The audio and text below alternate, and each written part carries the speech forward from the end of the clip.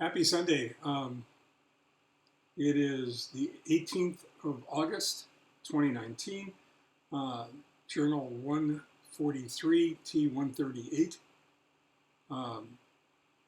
This is me in my very purple team and training t-shirt, and proud to be wearing it.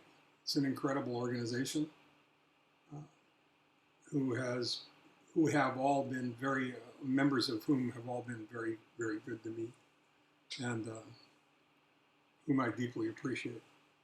But today's going to be one of those, it's Sunday afternoon, and I don't see why today's blog post should be anything but a really odd stream of consciousness.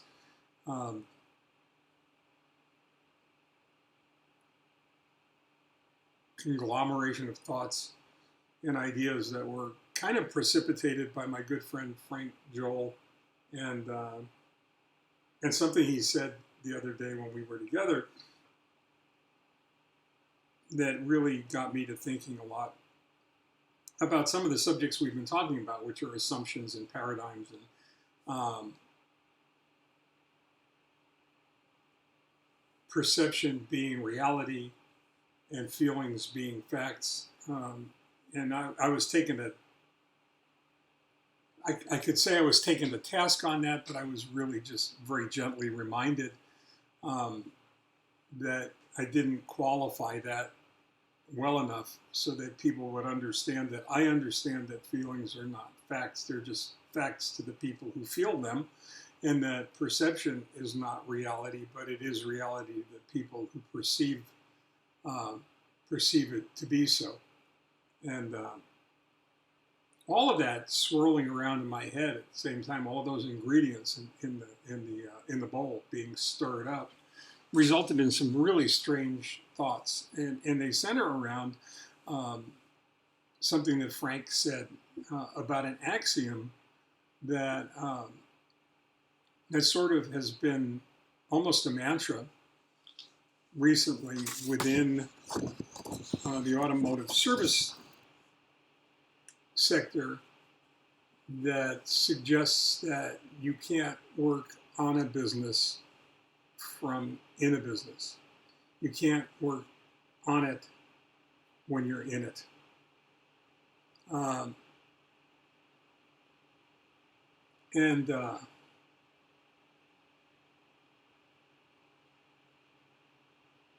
What Frank said was that when you have axioms like that, people forget that there's not a period at the end of the sentence when you have some kind of an assumption like that. And an axiom is generally a statement that is established and it's generally accepted, and what is felt to be self-evidently true. And these assumptions, these paradigms are elements, foundational building blocks of survival in the world around us. And I started to think about that, and what Frank was basically saying was that most people believe that these axioms, that these generally accepted truths, end in a period. And he says they don't. They should end in a comma, and they should be followed by to achieve or accomplish more. And I started to think about that, and I started to do research. Me doing research is a dangerous thing. The first place I went to look for these generally accepted truths, these axioms, was fortune cookies, right? Because all of mankind's accumulated wisdom can be found in a fortune cookie, in those very few words. And I was reminded of a game our kids taught us when we were younger, and our kids were a lot younger, and that had to do with fortune cookies, and that was to follow every fortune cookie as if it ended in a comma with the statement "in bed," the two words "in bed." And I'll give you an example how that works. And I couldn't conceivably remember all of this without writing it down, so I apologize because it's all here. actually probably 30 on a page, and there were 9 pages of fortune cookie sentiments. But to give you an idea of how that works, these are all legitimate fortune cookies, by the way. A beautiful, smart, and loving person will be coming into your life.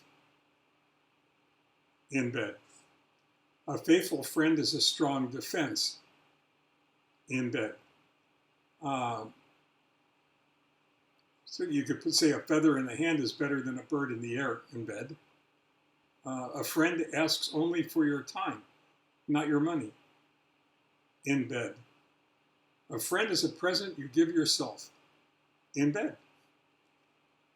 And a lifetime of happiness lies ahead of you. In bed. Frank, that works pretty much the same way that Frank was suggesting his adding to this one sentence, this one part of a sentence after some of these axioms was to achieve or accomplish more. I would suggest to everyone that there's even more to it than that. And let me give you an example. A gentleman named Gary Sitton, Sitton, in his book, Fire Up Your Startup and Keep It Up, came up with these 22 axioms. I'm not going to read you all 22 because all 22, you're not starting a startup. Are you? Maybe you are. I don't know. The first one is make more coffee when you leave less than a cup in the coffee pot. And that axiom is supposed to imply that, you have to be aware, observant, unselfish, and recognize that there are more people around than you. You can say to achieve or accomplish more, because in essence, if you build the right kind of culture, you're going to do that. Understand, respect, trust, and celebrate what your employees do for you. Instead of being a period at the end of the sentence, you could very easily put a comma there and say to achieve and accomplish more.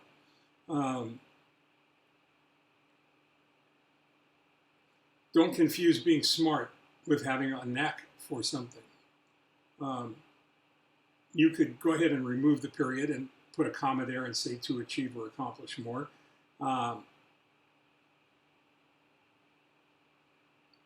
Listen carefully to your clients. They will tell you how to stay in business. Take the period away to achieve and accomplish more. Minimize company policies and procedures to achieve and accomplish more. There was a time that the Nordstrom employee handbook was 1 page long and basically said, in essence, exercise good judgment at all times. Leave your office door unlocked and open. Remove the period to achieve and accomplish more. I would go ahead and I would suggest to you that there's another portion to that you can add on there that's really kind of important as well, and that is to achieve or accomplish more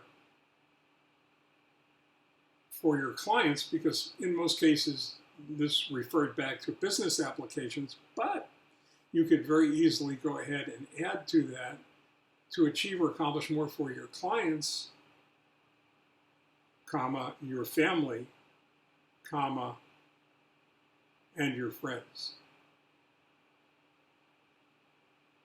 Or for you, your family, your clients, and your friends. Your family, basically. The friends that you've chosen to have as family. And I think all of that comes together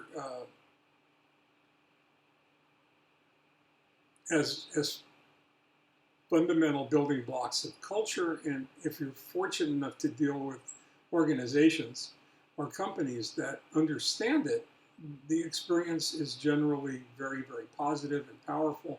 And it's the kind of experience that brings you back more and more often, because what's happening there is not only is there the desire to achieve or accomplish more, but there's a purpose to achieving and accomplishing more that's not selfish. The purpose to achieve and accomplish more is for the benefit generally for the benefit of others. And that lack of selfishness, that lack of focus on I, me, and instead on we, us, is what separates companies that win from organizations that struggle. And whether that's at the City of Hope, where I think that all of these things that I've been talking about right now are glaringly apparent in a very positive and powerful way, because they really do care. To different businesses that we've all found that we actually enjoy visiting and patronizing, and are just not forced to show up there. So early on a Sunday afternoon, this is certainly something to think about, and I leave you with the opportunity to do just that.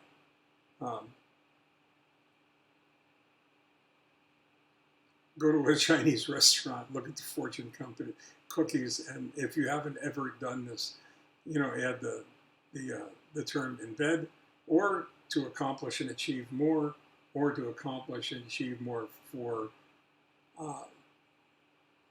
family, friends, clients, and yourself. And the only reason to do that, by the way, to achieve more for yourself, is so that you can give more, right? Put your mask on first. To serve others, I think you really need to make sure that you're in a position where you can do that effectively. So on that happy note, stay well, take care. I'll see you guys tomorrow. It's going to be a busy day tomorrow. We have an appointment out at the City of Hope in the afternoon, which is really odd, late afternoon appointment, which will put us in the middle of the traffic on the way home. So take it easy. I look forward to seeing you then. Bye-bye.